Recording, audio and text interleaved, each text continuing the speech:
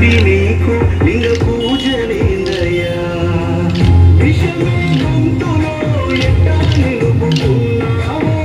కాచి బూడిదని ఎట్టా పోసుకుంటావో విషమే గొంతులో